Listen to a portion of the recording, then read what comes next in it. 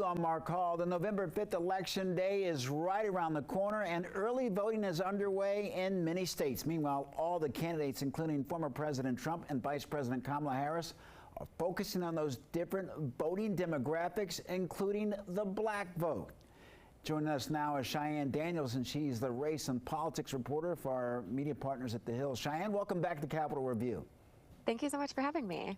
Still several weeks to go. The black vote in 2024, how relevant or how impactful is it this time around? I think that it is incredibly impactful and important, especially when we see both candidates really trying to speak to black voters in this moment. We know former President Trump has really been trying to win over black male voters. We hear Vice President Kamala Harris saying that she's not taking any voters for granted at the same time that she's talking about things like making sure to address the racial wealth gap, things that really impact black Americans. So I think the candidates themselves are sitting there saying, we really both want the black vote, and so we're prioritizing the black vote at this moment. Do you sense that Vice President Harris has the same level of support from black voters as former President Barack Obama did his first time around? I would say that it's actually even more. So what we're seeing in polls is this overwhelming excitement that is actually rivaling that of 2008 when at the time then Senator Barack Obama had just started his presidential campaign.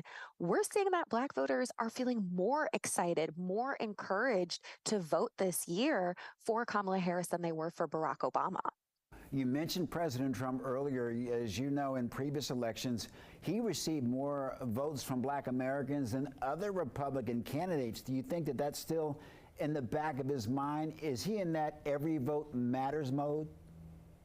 I think so, right? So we've heard his campaign say that they want this year to poll 20% of black voter support, which would really cut into Democrats' support among black voters. And depending on who you talk to, could then spell a lot of trouble for Democrats, as in, can they even win if Donald Trump polls 20% of black voters? So we know that he is trying. We know that he is speaking to black voters.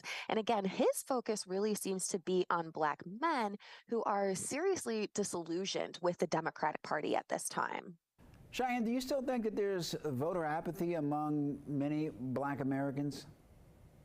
I would say no. And what's actually super interesting to me is, particularly when you talk to young black voters in this moment, how invested they are in this year's election. They're talking about issues such as the economy, right? This thing that we think, young people aren't really thinking about. They're thinking about it. They're talking about reproductive rights. They're talking about criminal justice reform. So all of these big ticket issues that we hear talked about by the candidates, especially among young black voters, this is something that is seriously concerning for them. And you just see that engagement when they're talking with their friends, when they talk with me about what it is that they want the candidates to talk about this year. Cheyanne, you covered, switching gears, you covered Republican North Carolina gubernatorial candidate Mark Robbins, who's certainly under scrutiny recently with some comments and posts that he's made in the past. Your thoughts? I think that what he's seeing right now is some backlash. Mark Robinson is saying that he is staying in the governor's race. He doesn't plan on going anywhere. Remember, he does have the backing of former President Donald Trump. On the other hand, we have seen some major backlash from organizations like the NAACP, like the son of Martin Luther King Jr., who are calling for him to suspend his campaign, saying that he cannot continue a campaign after comments that he made. And so I think it's going to be really interesting to see how not only does he continue this campaign, but in a battleground state, how these comments could affect the presidential race in North Carolina. Cheyanne Daniels, thank you very much for joining us. Thank you.